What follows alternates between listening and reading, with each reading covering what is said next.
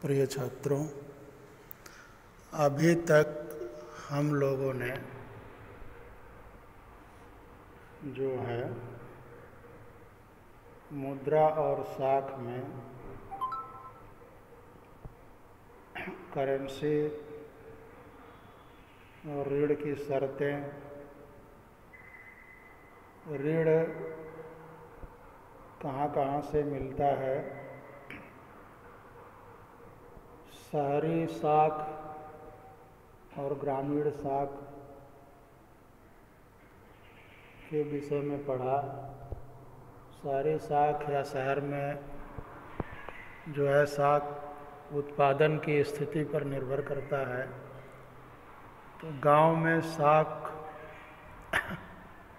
जो है खेत में फसल उगाने के लिए वहाँ क्रेडिट तय की जाती है।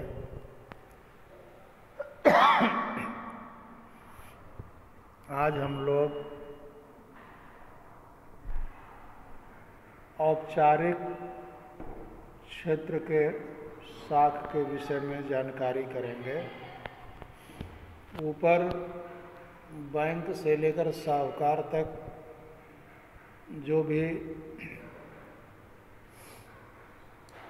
कर्ज देनदारों की बात हुई है, उसके आधार पर जो लोग भी ऋण मुहैया कराते हैं या बैंक कराते हैं या साहूकार कराते हैं, उसके आधार पर जो है हम साख के क्षेत्रकों को दो वर्गों में विभाजित करते हैं। पहला औपचारिक और दूसरा अनौपचारिक। पहला यहाँ पर ये देखिए औपचारिक और दूसरा ये अनौपचारिक। पहले वर्ग में बैंक और सहकारी समितियां आती हैं, मतलब जो रिकग्नाइज सेक्टर हैं, संगठित हैं।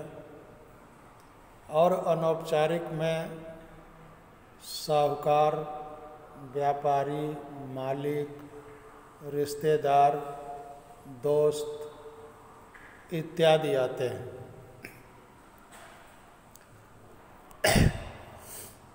अब भारत के ग्रामीण परिवारों के लिए ऋण के विभिन्न स्रोतों को देख सकते हैं। क्या ऋण औपचारिक क्षेत्र से आ रहा है या अनौपचारिक क्षेत्र से आ रहा है। यहाँ पर एक ग्राफ दिया हुआ है, ये देखिए यहाँ पर एक ग्राफ है और इस ग्राफ में जो है ये इस बुक में अपने इस ग्राफ को देखेंगे, यहाँ बहुत साफ है, पढ़ने में नहीं आ रहा है। ये सब कलर किया है कि इस क्षेत्र में कौन सा जो है भारत के ग्रामीण क्षेत्रकों के साख के स्रोत, जिसमें सबसे ज़्यादा जो हिस्सेदारी है वो जो है ये देखिए पूरा नीले से है, ये पूरा ये जो है औपचारिक क्षेत्र के साख की बात कर रहा है। सहकारी समितियों और बैंकों की हिस्सेदारी जो है सबसे ज़्यादा है, जिसको हम औपचारिक क्षेत्र की बात करते हैं। उसके बाद बाकी के जो है प्रतिशत यहाँ पर कम है। भारतीय रिजर्व बैंक ऋणों के औपचारिक स्रोत की कार्यप्रणाली पर नज़र रखता है कि बैंक वास्तव में नकद शेष बनाए हुए हैं या नहीं, इस पर आरबीआई की नज़र रहती है। बैंक केवल लाभ अर्जित करने वाले व्यवसायियों और व्यापारियों के ही ऋण मुहैया नहीं करा रहे हैं, ये भी आरबीआई देखती है कि बड़े ही व्यापारी उद्योगपति को ही तो ऋण नहीं मुहैया करा रहे हैं, छोटे किसान, छोटे उद्योगों और छोटे कर्जदार इत्यादि को भी ऋण दे रहे हैं या नहीं दे रहे हैं। समय समय पर बैंकों द्वारा आरबीआई को यह जानकारी देनी पड़ती है कि वे कितना और किनको ऋण दे रहे हैं और उसकी ब्याज दरें क्या है। अनौपचारिक क्षेत्र में ऋणदाताओं की गतिविधियों का देख रेख करने वाली कोई संस्था नहीं है। वे ऐच्छिक दरों पर, माने ऐच्छिक मीन्स अपनी इच्छा अनुसार, उनकी इच्छा अनुसार और लेने वाले की सहमति के आधार पर अनौपचारिक क्षेत्र में लोग ऋण देते हैं और नाजायज़ तरीके से उसकी वसूली करते हैं। औपचारिक ऋणदाताओं की तुलना में अनौपचारिक क्षेत्र के ज़्यादातर ऋणदाता कहीं अधिक ब्याज वसूल करते हैं। अनौपचारिक ऋण इसलिए कर्जदाता को महंगा पड़ता है। ऋण की ऊंची लागत का अर्थ है कर्जदार की आय का अधिकतर हिस्सा ऋण की अदायगी में ही खर्च हो जाता है, इसलिए कर्जदारों के पास अपने लिए कम आय बचती है। जैसा कि सोनपुर के श्याम लाल के मामले में जो ऊपर स्टोरी थी आपने देखा होगा, कुछ मामलों में ऋण की ऊंची ब्याज दरों के कारण कर्ज वापस करने की रकम कर्जदार की आय से भी अधिक हो जाती है। इसके कारण ऋण का बोझ बढ़ जाता है। जैसा कि रमा ने जो मूंगफली की खेती के लिए जो है ऋण लिया था, फसल भी बर्बाद हो गई और ऐसी स्थिति में व्यक्ति ऋण जाल में फंस जाता है। इन सभी कारणों को देखते हुए बैंकों और सहकारी समितियों को ज़्यादा कर्ज देना चाहिए। इसके जरिए लोगों की आय बढ़ सकती है और बहुत से लोग अपनी विभिन्न ज़रूरतों को के लिए सस्ता कर्ज ले सकेंगे। वे फसल उगा सकते हैं, कोई कारोबार कर सकते हैं, छोटे उद्योग इत्यादि लगा सकते हैं या वस्तुओं का व्यापार कर सकते हैं। सस्ता और सामर्थ्य के अनुकूल कर्ज देश के विकास के लिए अति आवश्यक होता है। अब औपचारिक और अनौपचारिक साख किसे क्या मिलता है? तो देखिए, शहरी क्षेत्र के लोगों के लिए ऋण के औपचारिक और अनौपचारिक महत्व को दिखाया गया है। आलेख में गरीब से अमीर लोगों को 4 भागों में बांटा गया है। शहरी क्षेत्रों के निर्धन परिवारों की कर्जों की 85% ज़रूरतें अनौपचारिक स्रोतों से पूरी होती हैं। इसकी तुलना में शहरी इलाकों के अमीर परिवारों से कीजिए तो क्या देखेंगे कि वे केवल 10% कर्ज अनौपचारिक स्रोत से, जबकि 90% कर्ज औपचारिक स्रोत से लेते हैं। इसी तरह की तस्वीर ग्रामीण क्षेत्र में भी है। अमीर परिवार औपचारिक ऋणदाताओं से सस्ता ऋण ले रहे हैं, जबकि गरीब परिवार को कर्ज के लिए बहुत सारा पैसा देना पड़ता है। यहाँ पर फिर एक ग्राफ जो है ये दिया हुआ है, जो है इसको अपनी आप बुक में देखेंगे। यहाँ पर देखिए जो है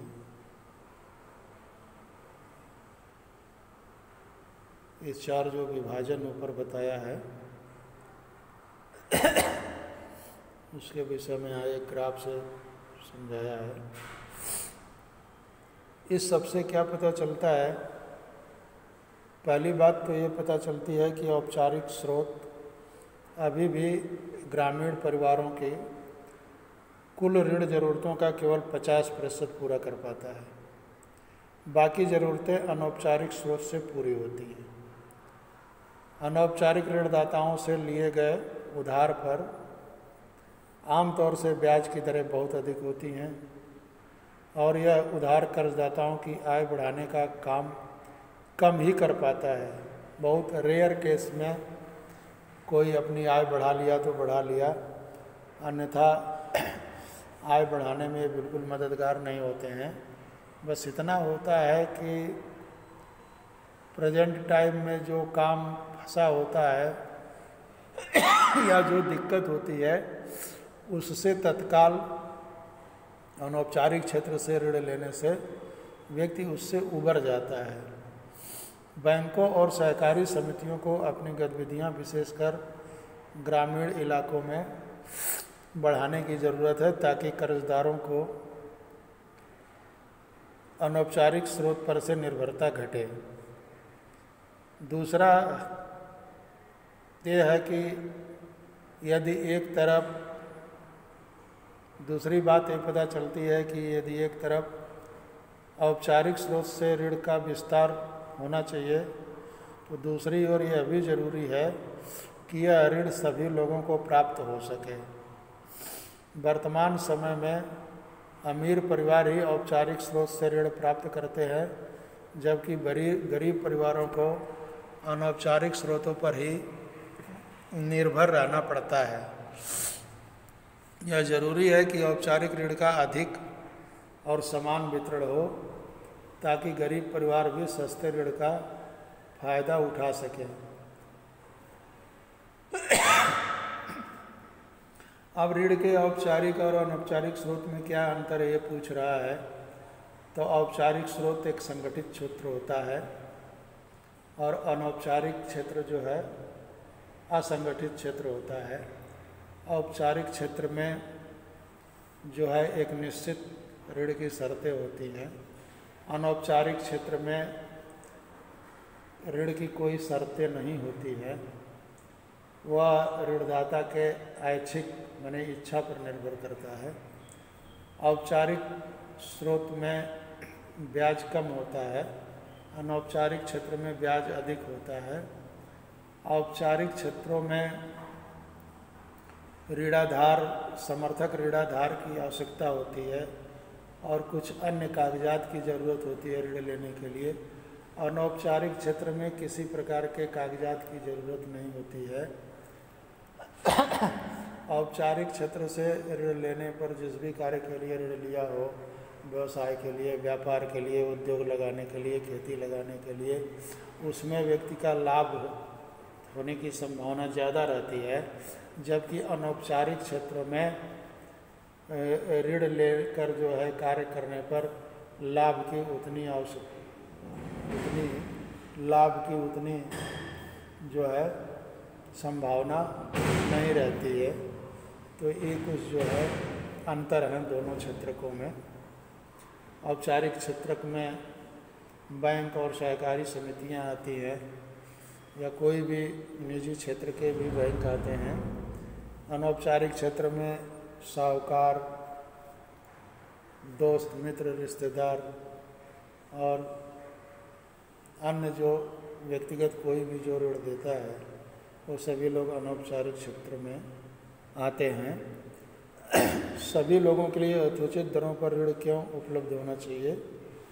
तो सभी लोगों के लिए यथोचित दर पर ऋण इसलिए उपलब्ध होना चाहिए कि उस ऋण का जिस भी कार्य में वो उपयोग कर रहे हैं, अपने व्यवसाय या कृषि कार्य में वो लगा रहे हैं, वहाँ वो अधिक से अधिक लाभ अर्जित कर सके और ऋण की दरें कम होने से उनके ऊपर आर्थिक बोझ अधिक न बढ़े, जो भी उनकी आमदनी है उस आमदनी में अपने लिए गए ऋण को वो पूरा कर सके। और ये तभी कर पाएंगे जब एक यथोचित दर, माने जो उचित दर है उस दर पर यदि ऋण उनको मिलता है। तीसरे प्रश्न में कह रहा है कि क्या भारतीय रिजर्व बैंक के जैसा कोई निरीक्षक होना चाहिए जो अनौपचारिक ऋणदाताओं की गतिविधियों पर नज़र रखें, उसका काम मुश्किल क्यों होगा। पहली बात तो अंत में ही उसने पूछ लिया कि यह काम मुश्किल क्यों होगा। यह काम बहुत ही मुश्किल होगा, क्योंकि ऐसी किसी एजेंसी को रख पाना बड़ा कठिन काम है जो अनौपचारिक क्षेत्र में ऋण देने वाले लोगों पर नज़र रखे। हाँ, इतना अवश्य है कि वह ऋणदाता जो अनौपचारिक क्षेत्र का है, अगर उसका रजिस्ट्रेशन है ऋण देने के लिए, जिसको हम हुंडी के कारोबार के रूप में जानते हैं, तो उसका निरीक्षण तो किया जा सकता है, क्योंकि वह सरकार की नज़रों में रहता है या सरकार की जो भी एजेंसी है जहाँ से उसको रजिस्ट्रेशन उसका होता है वो उसकी नज़र में रहता है। तो उसके लिए तो एक समिति निरीक्षण की बन सकती है, लेकिन जिसका कहीं कोई रजिस्ट्रेशन नहीं है और छोटे मोटे जो ऋण देते हैं, ठेलिया वाले, खोमचे वाले या छोटे सब्जी या व्यापारियों को, या किसी मुसीबत में कोई फंसा है, उस मुसीबत से उबरने के लिए अपने नात रिश्तेदार, दोस्तों और घर परिवार या परिवार में आसपास लोगों से अगर वो ब्याज पर ऋण लेता है तो उसकी निगरानी का काम बहुत ही कठिन होगा और यह बिल्कुल असंभव सा काम है। अब आपकी समझ में गरीब परिवार की तुलना में अमीर परिवार के औपचारिक ऋणों का हिस्सा अधिक क्यों होता है? तो सबसे बड़ी बात है कि जो अमीर परिवार होते हैं, औपचारिक ऋण के लिए जो भी कागजात की आवश्यकता होती है वो सभी कागजात लगभग उनके पास सुगमतापूर्वक उपलब्ध रहता है, जबकि गरीब परिवार के पास जो है जितने कागजात की आवश्यकता होती है वो कागजात उपलब्ध नहीं होता है। जैसे समर्थक ऋणाधार, तो उनकी इतनी आय ही नहीं होती है या ऐसा कोई उनके पास पहले से काम नहीं होता है जिसको समर्थक ऋणाधार के रूप में वो बैंक में लगा सके। जैसे न कहीं वो नौकरी कर रहे होते हैं, न कोई उनका ऐसा बिजनेस होता है जिसका जो है उनका जो है टर्नओवर वो कहीं दिखाते हों कि इतनी उनकी इनकम होती है और इतना वो जो है उनका व्यय होता है। इस तरह के भी उनके कागजात उनके पास नहीं होते हैं। उनके पास पहले से कोई व्यावसायिक चीज़ नहीं होती है और खेती की ज़मीन भी नहीं है कि उनकी अपनी खेती पर कोई क्रेडिट मिल जाए। इसलिए जो है गरीब परिवारों के तुलना में अमीर परिवार के लोगों को औपचारिक ऋण का हिस्सा अधिक मिलता है, या अमीर परिवारों को जो है ज़्यादातर जो है वो उनको कर्ज बैंकें देने को तैयार रहती हैं। अब नेक्स्ट कंटेंट अपना निर्धनों के स्वयं सहायता समूह का है, जिसके विषय में हम लोग फिर अगले दिन चर्चा करेंगे। तब तक के लिए थैंक यू, धन्यवाद।